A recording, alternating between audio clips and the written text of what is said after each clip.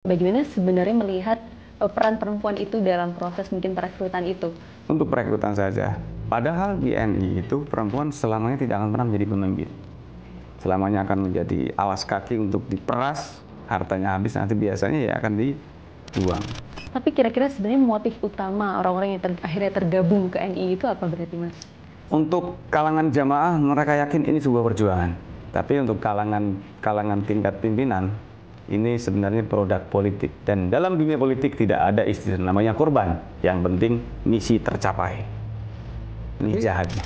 Jadi ketika ternyata begitu saya ke rumahnya, anaknya kenal saya, itu saya nggak mau ngobrol sama pakaian, itu kafir, itu murtad itu. Bahkan bukan hanya itu, ada pernah diludahin, pernah dibawain celurit, pernah.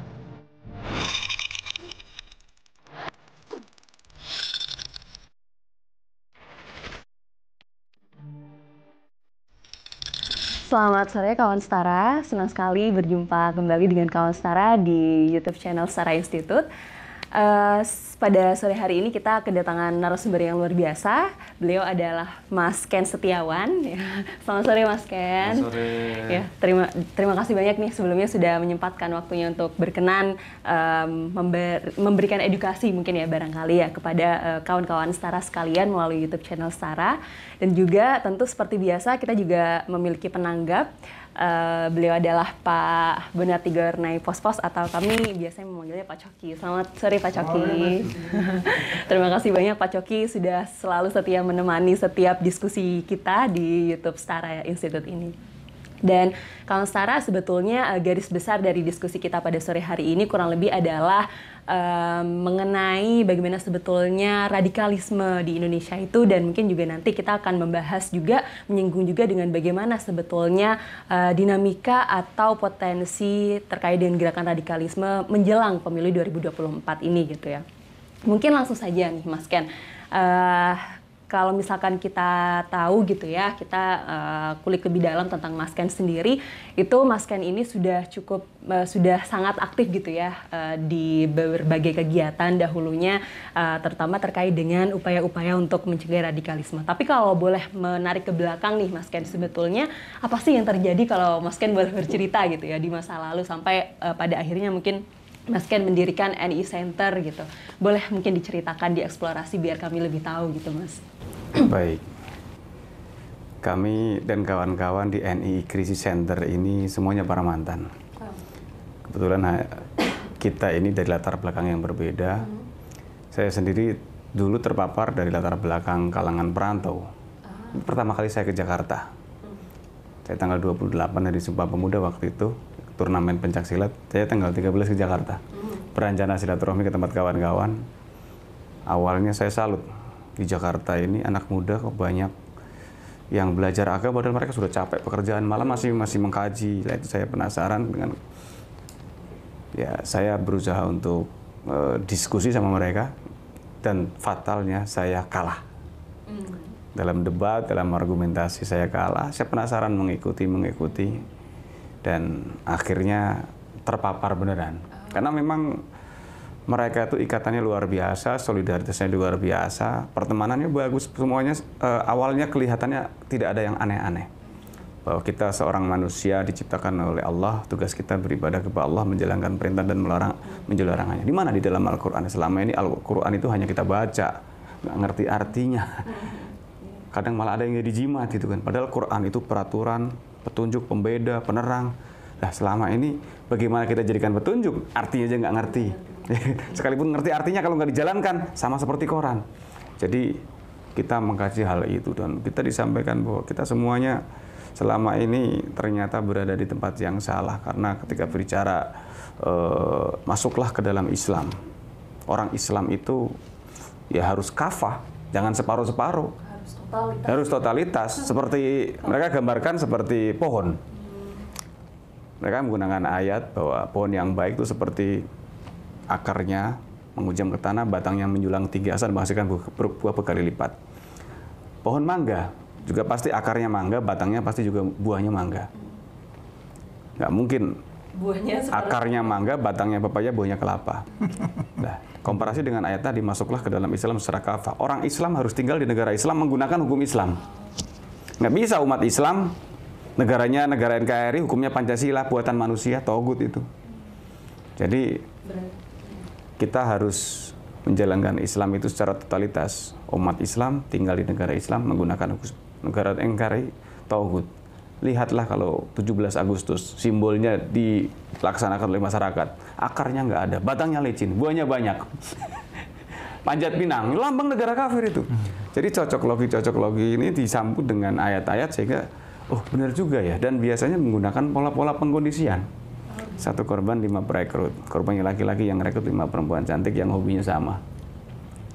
Ngerekrutnya bukan di tempat ibadah lagi, dulu di tempat-tempat umum, di kaman, oh, mereka memang menyasarnya lebih ke tempat yang umum yang sekiranya yang orang tidak curiga. Tapi tadi pengkondisian 1 korban 5 perekrut. Awalnya mungkin tadi teman-teman seolah-olah ini baru kenal, padahal 5 ini memang udah skenario. Oh, udah dirancang ya. Oh, lagi di sini nih, merapat. Ini ada teman pas kebetulan di sini. Saya sering mau merekrut ini gitu kan. Dan dialognya ya korbannya suka fotografi, yang rekrut 5 orang yang seolah-olah semua fotografi semua. Berarti mereka melakukan riset dulu ya tentang si korban ya, sampai akhirnya sukanya apa, nggak suka apa, udah lengkap. Jadi dengan korban merasa nyaman karena hobinya ada banyak yang dukung, baru nanti sedikit-sedikit paham-paham itu dilancarkan. Jadi mereka menggunakan pengkondisiannya begini. Ada 1 orang menjual kucing Anggora.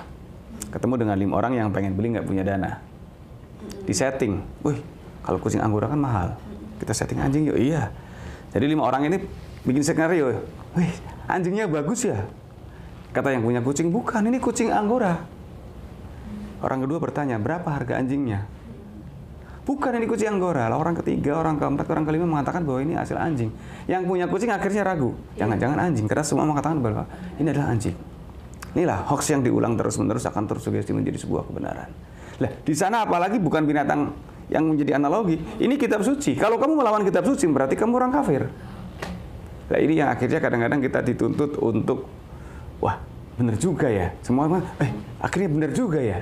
Iya juga ya. Ada proses mungkin manipulatif seperti itu. Dan kita tidak boleh bertanya tentang hal-hal yang sifatnya begini. Kan ketika saya sudah ditawarkan bahwa ini loh negara RI kafir. Ditawarkan sebuah negara baru namanya negara Islam Indonesia yang sudah berhukum Islam. Saya kan nanya, kalau saya ditawarkan sebuah negara baru, berarti ada presidennya dong. Siapa presiden saya nanti? Nah, mereka menjawab begini loh, kalau kamu sholat di perjalanan misalnya sholat zuhur, imam sudah 2 rakaat. Apa yang kamu lakukan? Tanya imam baru sholat atau menjadi makmum masbuk? Kira-kira gimana coba? Jadi pada umumnya kan menjadi makmum masbuk. Nggak mungkin, imamnya siapa tuh? Gitu kan? Nggak mungkin. Ya sudah, kamu sudah jadi makmum masbuk, tapi sudah 2 rakaat, kamu ketinggalan masuk belakangan. Jadilah makmum yang baik. Jangan tanya siapa imamnya. Nanti kalau sholatnya sudah selesai, kamu bakal tahu siapa imamnya. Nanti kalau negara Islam sudah menang, kamu bakal tahu siapa presidennya. Jadilah jamaah yang baik. Jadi otak kita sudah dikunci sama mereka. Nggak boleh bertanya. Udah jadilah jamaah yang baik. Sami'na wa ta'na. Mendengar dan taat. Gimana kita mau berpikir luas? Oh ya udah dikunci, jangan ngomong siapa-siapa juga, ya sudah. Itu yang akhirnya karena tidak ada proses pencerahan, kita semakin dalam pahamnya itu, ya, hingga banyak teman-teman akhirnya ya ada yang meninggalkan rumah, meninggalkan kampus, meninggalkan pekerjaannya karena fokus di sana. Mas, tapi saya agak penasaran juga, sangat penasaran dengan tadi kan sempat statement Mas Ken di awal menyinggung soal perempuan. Nah, kalau misalkan dari pengalaman Mas Ken kemarin, bagaimana sebenarnya melihat peran perempuan itu dalam proses mungkin perekrutan itu? Seberapa jauh, Mas? Perempuan ini dijadikan alat yang efektif, apalagi yang cantik, terus walaupun nggak kuliah tinggi, ngomongnya ntar kuliah di UI atau di mana, padahal nggak kuliah. Oh, padahal sebenarnya nggak? Untuk perekrutan saja. Padahal di NI itu perempuan selamanya tidak akan pernah menjadi pemimpin. Selamanya akan menjadi alas kaki untuk diperas, hartanya habis, nanti biasanya ya akan dibuang. Tapi ya karena ini doktrin, ini perjuangan, konsekuensi. Dalam sholat aja imamnya laki-laki kan. Walaupun sekarang ada mazhab baru, Bu. Itu yang terjadi. Jadi karena ini virus dan ini bisa menimpa siapa saja sebenarnya, tidak pandang usia, pendidikan, profesi. Banyak kalau orang sudah bergabung, ya seperti saya dulu, pokoknya bodoh mendadak. Dan perempuan itu acap kali dijadikan sebagai alat ya, hanya sebagai alat aja. Betul. Tapi kalau yang direkrut itu sebenarnya ada targetnya nggak, Mas? Hasilnya misalnya orang yang Seperti apa punya pendidikan atau memang punya kedudukan atau punya harta. Jadi memang ada targetnya gitu. Ya, atau ya siapa aja yang bisa terpapar gitu. Semua orang berpotensi untuk direkrut. Cuman dulu memang ada kriteria yang harus kita hindari. Bukan keluarga tentara dan polisi misalnya. Oh gitu. Nanti kalau teridentifikasi kan mudah dilacak gitu. Walaupun sekarang ternyata faktanya kita tangani banyak juga anak tentara. Bahkan anak Kapolda saya pernah tangani. Jadi ini bisa menimpa siapa saja. Karena biasanya yang dia jadikan target adalah orang-orang terdekatnya. Misalnya anggota yang masih baru. Kan belum diwajibkan untuk merekrut. Tugas orang yang masih baru ini membawa calon korban. Nanti yang merekrut adalah senior-senior mereka yang sudah terlatih. Jadi misalnya anggota baru ini mau rekrut, dikasih kertas sama pulpen. Dalam 1 menit tuliskan 10 nama yang ada di pikiran kamu. Kira-kira orang jauh nggak kira-kira? Dari situ pasti ya. Dari 10 nama itu siapa yang punya duit, siapa yang pendiam, siapa yang cerewet. Nanti dia, ya semuanya akan ditindaklanjuti. Tapi biasanya yang introvert, terus yang pinter, yang banyak duitnya akan bisa diprotes. Karena kan sebenarnya kelompok ini UUD, ujung-ujungnya duit. Walaupun semua orang bahkan yang tidak sekolah pun yang tidak punya duit juga akan dimanfaatkan. Pernah dengar yatim piatu untuk donasi radikalisme dan terorisme? Jadi mereka bikin yayasan yatim piatu, mereka bikin ya donasi-donasi, bahkan mereka sekarang masuk ke media sosial lewat Instagram, lewat Facebook, bahkan lewat WhatsApp. Mereka nyebar ini kami dari yayasan ini mau nyumbang berapa kalaupun jadi donatur per bulan. Hati-hati. Mereka sekarang masuk ke situ. Bahkan di beberapa daerah mereka bikin kotak amal, ditaruh di rumah makan, di minimarket. Ini yang akhirnya mencoreng nama organisasi yang memang betul-betul menyalurkan bantuan kepada pemerintah, kepada masyarakat yang berhak. Tapi kok NI sepertinya kok ini ya tidak mengedepankan kekerasan ya. Artinya nggak ada armed struggle gitu, nggak ada ya? Atau gimana? Menariknya NI ini kan dia ini virusnya nggak kelihatan, berbeda dengan kelompok HTI. Tapi efeknya lebih jahat NI. Jadi kami tidak menyalahkan pemerintah dan aparat karena maraknya gerakan ini. Karena kadang-kadang keluarga terdekat saja. Ini banyak yang tidak tahu, bahkan sampai sudah bertahun-tahun orang tuanya nggak tahu kalau anaknya terlibat NI. Jadi cirinya apa tuh, Mas? Nggak punya ciri-ciri khusus. Mereka memburu di masyarakat. Kalau perlu perempuan nggak usah pakai jilbab, rambut dipirang, tapi pintar ngomong agama. Tapi bisa juga dia adalah seorang NI. Iya. Jadi terus cara kita membedakan gitu, maksudnya sebagai awareness kita gitu. Yang bisa tahu dia NI pasti orang terdekatnya, karena penyimpangan perilaku. Terus ya biasanya dia akan bermasalah dengan ekonomi, nipu temennya, nipu orang tuanya, orang jauh-jauh. Jadi secara fisik susah. Biasanya pulang sore terus pulang malam, pembayaran tepat tiba-tiba telat. Ini hanya identifikasi ya, jangan sampai nanti ada temannya, kemarin kan dia tuh biasa pulang sore, jangan masuk NI. Enggak juga. Ini hanya identifikasi awal karena memang mobilitas mereka sangat tinggi. Sehingga ya banyak akhirnya bermasalah dengan keluarga, dengan lingkungan, sekolah, kampus maupun di pekerjaan. Karena mereka harus fokus totalitas di sana. Tapi kira-kira sebenarnya motif utama orang-orang yang akhirnya tergabung ke NI itu apa berarti, Mas? Untuk kalangan jamaah mereka yakin ini sebuah perjuangan. Tapi untuk kalangan tingkat pimpinan ini sebenarnya produk politik. Dalam dunia politik siapa yang punya masa besar akan diperhitungkan oleh kelompok politik. Dan dalam dunia politik tidak ada istilah namanya korban. Yang penting misi tercapai. Ini jahatnya. Apakah dalam ketika seseorang bergabung begitu kan pasti bilang tujuan kita kan adalah negara Islam. Ya. Terus apa nggak dijelaskan bahwa ini langkah-langkah kita menuju ke sana itu emang nggak ada, Mas? Tadi, kita kan hanya mengikuti arahan pimpinan tadi. Tanya presidennya aja nggak boleh. Jadi mereka sudah punya struktur negara dari RT, RW, lurah, camat, bupati, gubernur sampai presiden. Cuman kan dari warga taunya laporannya hanya ke lurah. Lurah nanti ke camat. Jadi dari warga nggak bisa langsung ke camat. Tapi pimpinan besarnya itu memang sebenarnya ada ya? Pimpinan satu orang saat ini dari dulu ya Panji Gumilang yang juga menjadi pimpinan Pesantren Al Zaitun di Indramayu Jawa Barat. Dan bahkan sudah diperkuat dengan hasil penelitian MUI dan Kementerian Agama. Ada 3 hubungan finansial, hubungan pimpinan, historis. Bahwa pimpinan NI adalah juga Panji Gumilang sebagai pimpinan Al Zaitun. Pendanaan NI juga mengalir ke Pesantren Al Zaitun. Sayangnya hasil penelitian MUI dan Kemenak ini tidak dipublish dan tidak menjadi rekomendasi aparat. Harusnya kita kepengen hasil penelitian sudah mencukupi, kan ada kriteria untuk membuat fatwa kalau kelompok itu dianggap sesat dan menyesatkan, gitu kan. Tapi ternyata tidak juga. Ya kita wallahu alam. Dulu ketua tim penelitiannya Pak Wapres. Saya kira dulu mungkin ada intervensi, tapi sampai istana ternyata juga belum bersuara juga. Menteri Agama sampai berganti kali-kali kan, sampai dulu Menteri Agamanya masuk penjara, terus ganti lagi yang katanya sekarang Menteri Agamanya serem katanya kan, tapi ternyata juga nggak ada suara juga terkait masalah ini. Padahal ini kalau saya sebut di Indonesia paling jahat kelompok ini. Kenapa? Ini tragedi kemanusiaan atas nama agama. Anak muda dihancurkan ekonominya, ada yang jual tanah, jual rumah untuk infak mendirikan negara Islam yang pusatnya di Indramayu, Jawa Barat, di Al Zaitun. Dihancurkan akhlak dan akidahnya. Semua orang kafir. Hanya dia yang masuk surga. Jadi menjadi panitia seleksi masuk surga dia. Iya, bahkan orang tua dikafirkan.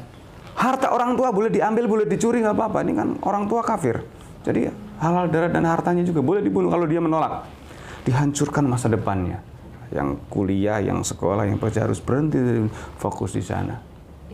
Jadi ini paket lengkap. Makanya saya sebut ini kejahatan kemanusiaan, tragedi kemanusiaan atas nama agama. Kalau kelompok-kelompok lain kan ada yang hanya akidahnya saja, ada yang hanya infak-infaknya saja.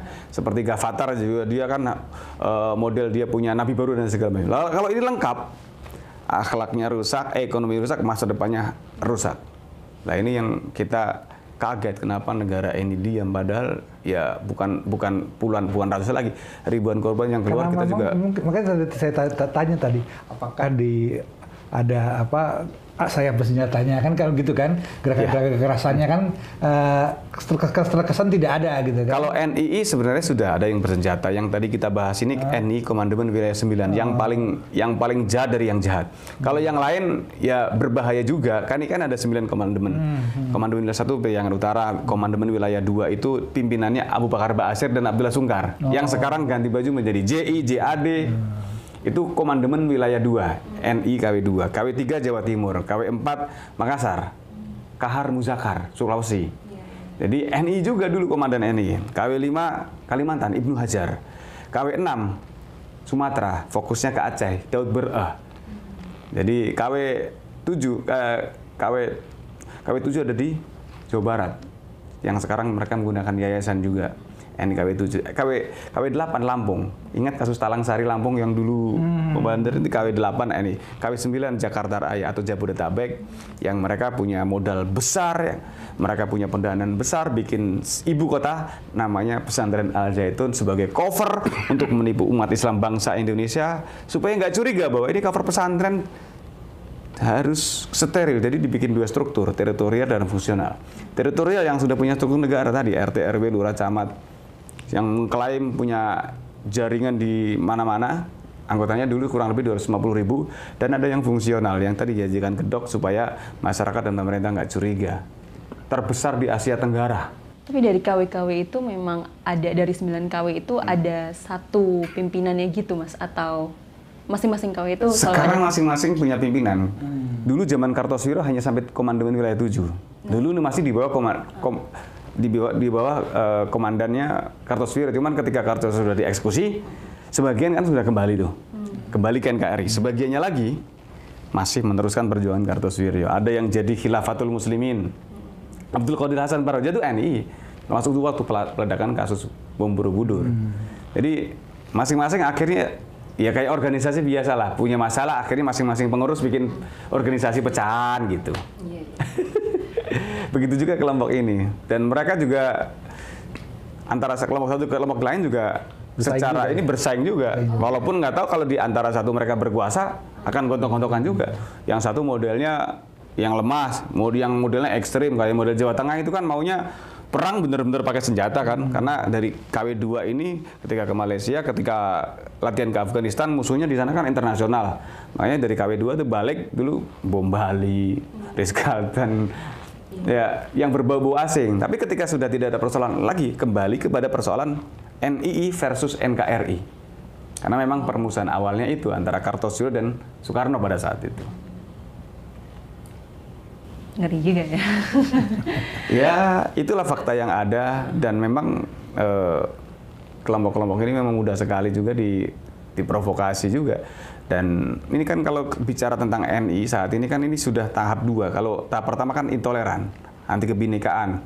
Yang kedua sudah radikal. Kalau sudah radikal ini udah benci kepada negara, benci kepada aparat, semuanya kafir semua. Ini selangkah lagi akan melakukan tindakan terorisme. Oh, itu memang yang diajarkan oleh NI step-stepnya, Mas? Iya. Oh. Ya kadang persoalannya kan anak muda ini kan punya semangat. Ini Abi, kita udah bicara perang kok nggak perang-perang gitu. Lah ketemu dengan kelompok JI, JAD apa kelompok-kelompok yang botol ketemu tutup udah. Itu ada 1 sampai 9. Iya. Semua masih aktif? Semua masih aktif. Cuman yang paling eksis adalah Komandemen Wilayah 2 dan 9. Kalau 2 itu kan sekarang udah ganti baju.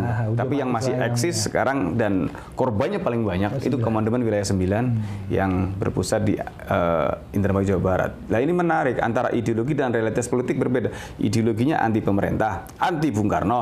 Tapi KW9 ini mereka membuat skenario. Jadi motonya pun pusat toleransi dan budaya perdamaian. Padahal ideologinya anti dan pakai mazhab Bung Karno kemarin. Ini ada apa sebenarnya? Kok tiba-tiba mengatakan bahwa ini mazhab Bung Karno gitu kan? Karena tahu kan putra beliau masih punya kekuasaan gitu kan. Nah, dan politik kan biasa saling jilat seperti itu kan. Supaya merasa aman. Nah, kita kembali ke Mas Ken. Saya nggak tahu dulu, kemudian kenapa kemudian Mas Ken bisa bisa kemudian memutuskan saya keluar dari NI. Apa tuh yang menyebabkan begitu? Atau dan juga kalau bisa cerita pengalaman yang lainnya. Kenapa kok akhirnya bisa gitu loh keluar ya gitu. Berapa lama Mas sebelum? Saya kurang lebih 2 sampai 3 tahun. Oh, iya. Beragama itu kan kita otomatis menjadi baik harusnya. Beragama itu harus menjadi damai. Selama di sana beragama itu menjadi rusak. Kita menjadi orang yang dikejar-kejar polisi dulu, nyuri, yang ngerampok. Beragama kok menjadi galau kita gitu kan. Islam itu kan rahmatan lil alamin. Harusnya menjadi rahmat. Jangan kan menjadi rahmat untuk orang lain, menjadi rahmat untuk diri sendiri aja enggak. Nah, kebetulan ada kawan yang keluar mengatakan bahwa ini ada yang salah. Kita harus kritis. Nah, baru di situ saya dipertemukan dengan banyak tokoh-tokoh, diajak ikut seminar ke kampus-kampus. Oh iya, ternyata korbannya banyak. Saya juga ikut Pak, saya juga pernah ikut Pak. Nah di situ saya mulai sadar, dipertemukan dengan teman tokoh-tokoh elitas agama, yang Kristen, yang Hindu, yang Buddha, yang Konghucu. Ternyata ketika keluar kita bukan siapa-siapa dan bukan apa-apa. Di dalam kita merasa besar kan, kita merasa berjuang. Kita tadi panitia seleksi masuk surga. Begitu kita keluar, ternyata saya itu seperti seorang yang naik gunung. Baru naik gunung, jalan yang kita lalui seolah jalan paling benar.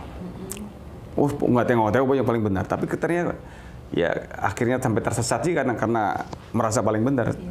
Tapi ketika sampai di puncak, kita bisa melihat ternyata jalan yang kita lalui itu bukan satu-satunya jalan menuju ini. Ada jalan dari selatan, timur. Lah di situ kita melihat, baru kita membuka pintu diskusi dengan teman-teman yang berbeda. Oh, ternyata satu-satunya tujuan kita sama. Hanya cara yang kita tempuh itu berbeda-beda. Ya, menarik ya analoginya dengan gunung itu. Terus akhirnya Mas, sampai akhirnya Mas Ken dari titik balik itu kan, akhirnya Mas Ken mendirikan NII Crisis Center itu atau bagaimana itu? Ya, kami dan kawan-kawan bersama-sama dulu kan kita ngerekrut. Sekarang kita tinggal mengeluarkan. Dan konsep cara-cara bagaimana kita bisa berdamai dengan diri, bagaimana ternyata kita harus toleransi, bagaimana kita harus memahami ternyata surga bukan hanya milik kita saja. Nah itu yang kita sampaikan kepada masyarakat, terutama bagaimana, dulu kan kami kan terpapar karena memahami Pancasila dengan cara yang salah. Kita sampaikan, kita hari ini memahami Pancasila dengan cara yang benar. Nah ini yang harus kita sampaikan kepada masyarakat supaya kita bisa hidup damai, walaupun latar belakang kita berbeda. Dalam Pancasila dijelaskan bahwa sila pertama itu sila kunci. Kalau kita sudah memahami sila pertama, otomatis kita sudah menjadi orang yang damai. Damai di dalam diri. Kenapa? Tuhan itu cuma satu. Tuhanan yang Maha Esa. Tuhan semesta alam kita cuma satu. Kita nggak bisa request juga lahir di mana misalnya kan. Kalau mungkin saya lahir di Bali, orang tua saya Hindu, barangkali saya Hindu. Artinya, perbedaan itu kan sudah kehendak Tuhan. Kita nggak bisa request. Kalau bisa request saya menjadi anaknya Presiden Amerika gitu. Biar terjamin gitu kan. Tapi karena ini memang kehendak Tuhan, kita bisa berbeda-beda ternyata untuk lita'arofu, untuk saling mengenal. Jadi sila pertama ini kalau kita sudah pahami, ya kita bisa berdamai dengan teman-teman bahwa ternyata ketika bicara Bhinneka Tunggal Ika, walaupun berbeda-beda suku, agama, golongan, ya sudah kembali kepada sila pertama. Ternyata Tuhan kita satu. Kita kalau orang bijaksana menyebutnya dengan banyak nama. Di Islam ada 99, di Hindu ada 3, Brahma, Siwa, Wisnu. Kalau di Kristen ada Tuhan Bapa, Tuhan Roh Kudus. Tapi Tuhan semesta alam sepakat cuma satu. Makanya tokoh bangsa itu merumuskan Pancasila itu ide brilian. Kenapa? Sila pertama menjadi kunci. Kalau kita sudah bisa memahami sila pertama, bonusnya sila kedua. Memanusiakan manusia. Kemanusiaan yang adil. Adil terhadap diri dan orang lain. Kita nggak berhak menjadi hakim atas keyakinan orang lain. Dan beradab. Punya akhlak. Orang ketika sudah punya akhlak, itu akan bisa menghargai masyarakat sekitarnya. Jadi kalau bonus sila pertama dapat, kedua dapat, kita bonus sila ketiga. Kita bisa bersatu.